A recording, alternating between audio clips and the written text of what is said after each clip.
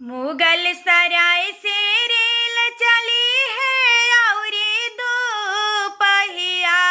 कृष्णा के बहिनी भाग गईली आए हो दादा कहिया। कृष्णा के बहिनी भाग गईली आए हो दादा कहिया। रोवेलन कृष्णा समधि धुनेलन कपरिया है।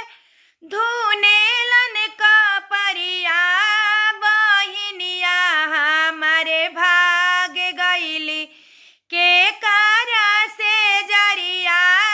बहिनिया हमारे भाग गईली के कारा से जरिया।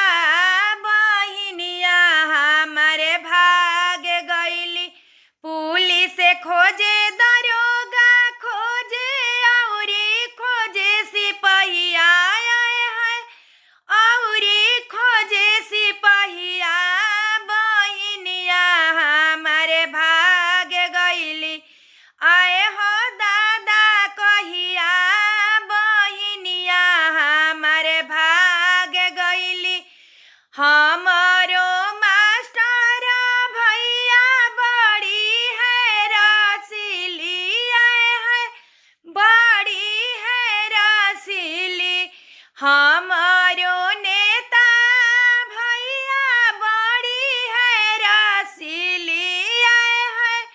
बड़ी है रसीली खोजाले महलिया।